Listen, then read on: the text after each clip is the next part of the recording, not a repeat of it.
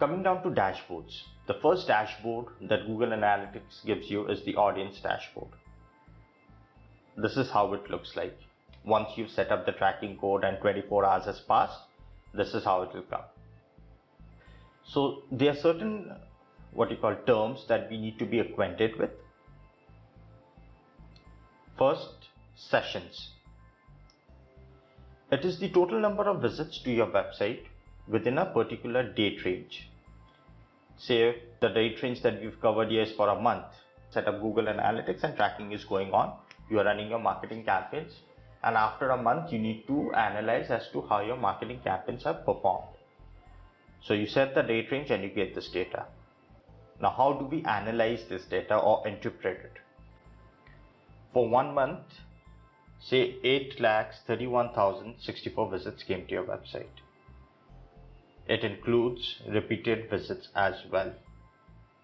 So if 10 people are coming down to your website 10 times within a particular time period, the overall sessions or visits is counted to be 100. Users are unique visitors. If 10 people are coming down to your website 10 times, then users count as 10. Only unique visit is counted, not repeated visits. Page views is the total pages that are viewed during your overall visits. It includes repeated page views as well and repeated visits as well.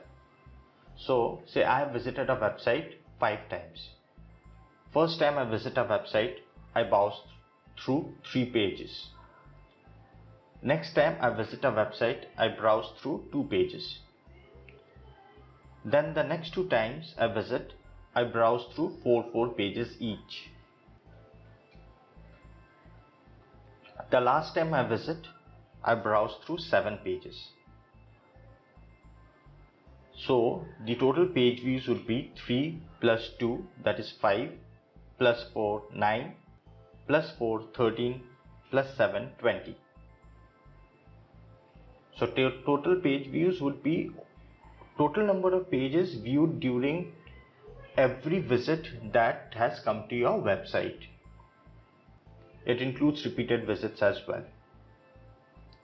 So here with the example that we are citing is, if 10 people who visited your website viewed 3 pages on an average, then total page views is 10 into 3, that is 30. Again, pages per visit is the average number of page views per visit. So it's like you multiply sessions into pages and you get the total number of page views. Or you divide page views divided by sessions and you get total number of pages viewed per session. Average session duration is the average amount of time users spent on your site. I spent 5 minutes on the site. Another user comes in, he spends 10 minutes on the site. The third person comes in, he spends 2 minutes on the site. The fourth person comes in, he spends 3 minutes on the site. So average session duration will be 5 plus 10 plus 3, 13 plus 4, that's 22. So 22 minutes is the overall time spent in the site divided by 4. That's 5.4 seconds or 5 minutes 40 seconds spent on the site. That is how average session duration is counted. Now the most important thing to understand if your website is really engaging is bounce rate and to a certain extent time spent. Bounce rate indicates if I as a user enter a site, say from the home page, and I exit the site from the home page itself, and I have not navigated or visited any other pages on the website, a bounce is calculated. I'm exiting the site from the same page I have landed upon without visiting any other pages in the website. The page view is only one, single page view. There are two ways to go at it that users or analysts confuse. Scenario 1, I come in from the home page, I exit from the home page, I do not view or browse through any other content in the website whatsoever. It's a bounce. However, I come in from the home page, I go to the contact us or services pages, I come back to the home page and then I exit. It is not a bounce because I have navigated to other pages in the website also. Bounce rate and time spent on the site gives you a real idea as to how engaging your site is. A blog in general could have a high bounce rate. People might search in Google for a certain section and a blog post would come in. That user is only interested in the search that he has performed. He'll only read that particular page and he might go off. That bounce is calculated, but he has spent time on the website. So it's an indication that it's a blog. Users are only going to read what he is interested in and move out, but he spent time. However, if it is a general website and users have come in from the home page and moved out without browsing through, it indicates that your website could have a poor design or the content present in the website could be lacking in appeal. So these are data that you need to interpret to spike up or modify your website so that your overall marketing campaign or the user interface, whatever it is, improves and you generate more leads or more sales or more traffic to your website. Brand awareness increases. When we spoke of SEO, we said Google Panda is the one that determines how good your website ranks on the website. So these are factors. If your usability is good, if the user interface is good, if the customer journey is well tailored, then users are going to spend time in your website. Google is going to calculate those data and hence push it up on search.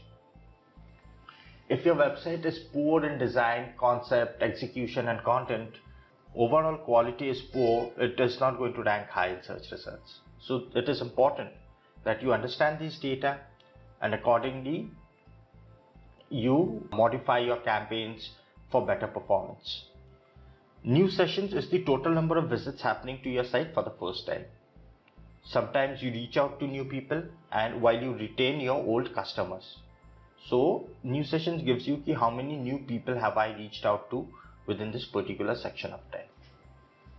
So new versus returning gives you an understanding how many people have I retained. When we say business wise, I have a store. I had 30 customers coming into my stores last month. This month, out of those 30 customers, 15 have come back. I have lost 15. But I have reached out to 25 more new customers. Hence, my overall visit is 25 plus 15, 40.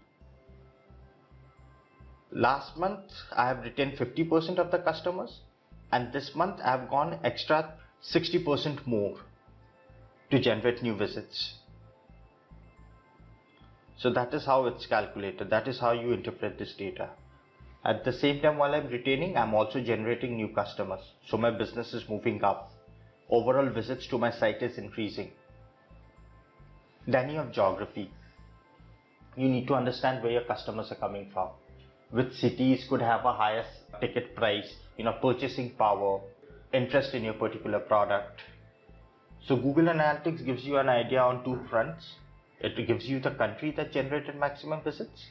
It also gives you the state or the city within that particular country that is generating maximum visit or interest to your website. Next is demographics and user interests. You need to understand what kind of people are interested in your products or what kind of people are purchasing your products. Is it male, female? What age group? Accordingly, you can highlight and advertise your product. So in this case, we see maximum visits coming to my website are female audiences from the age of 18 to 34. So we understand what kind of products have sold through this particular section of users who have come into my website. Should I make more products? Should I offer more sales or discounts to these products to sell more?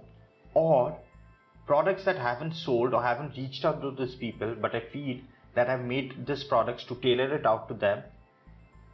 Can I have some kind of buy one get one free offer because my other products are not selling?